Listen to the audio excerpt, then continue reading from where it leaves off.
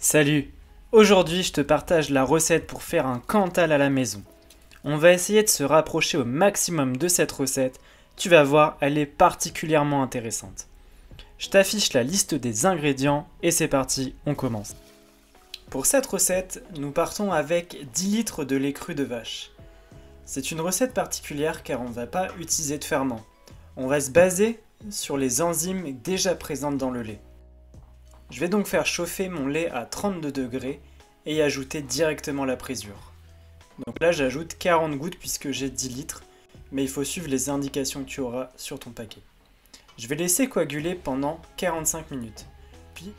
Puis je vais vérifier que mon caillé a bien pris. Ensuite, je vais découper mon caillé en dés de environ 1 cm de côté afin de l'assécher un minimum. Maintenant que mon caillé est bien découpé, je vais le remuer régulièrement sur une période d'1 heure. Je vais le brasser 1 minute toutes les 10 minutes. J'essaye de faire en sorte que la température de mon lait reste à environ 32 degrés tout le long.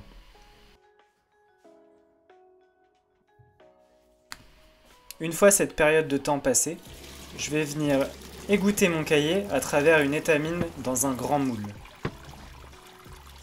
Je te conseille de faire comme moi, de mettre un seau en dessous pour récupérer le petit lait.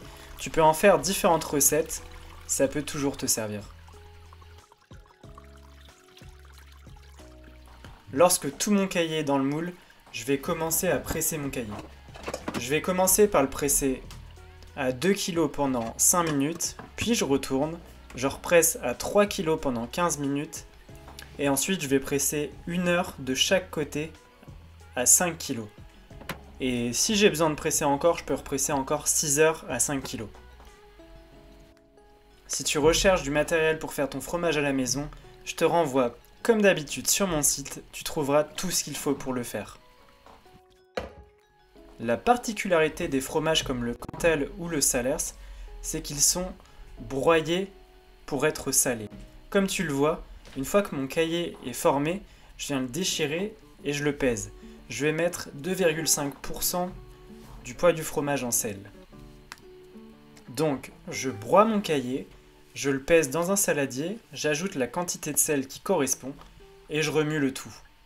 Ça va me permettre que le fromage soit salé de l'intérieur et non pas de l'extérieur.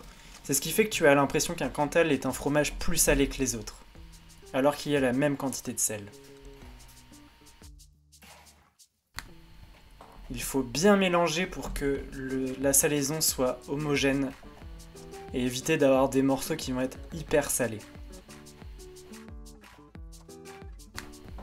L'étape suivante, ça va être à nouveau de presser notre fromage. Donc là, on va le presser pendant 6 heures à 5 kg de chaque côté.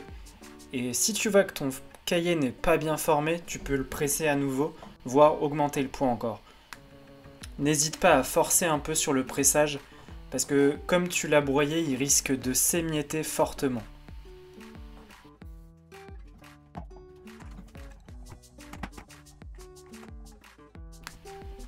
Pendant que je vais effectuer le dernier retournement, je vais t'expliquer comment tu vas devoir affiner ce fromage. C'est pas très compliqué, il faut que tu le mettes entre 12 et 14 degrés, un peu comme tous les autres fromages. Et il va avoir besoin de minimum 3 mois d'affinage. Donc tu le mets dans la cave et tu le retournes tous les 2 ou 3 jours et tu le frottes avec une saumure douce. Il n'y a pas besoin de beaucoup plus, l'objectif c'est que ce soit un fromage qui soit très bien asséché. Comme tu peux le voir, l'affinage a bien avancé, il me reste encore quelques semaines jusqu'à ce que ce soit bien parfait. Donc abonne-toi si tu veux voir le résultat d'ici quelques jours.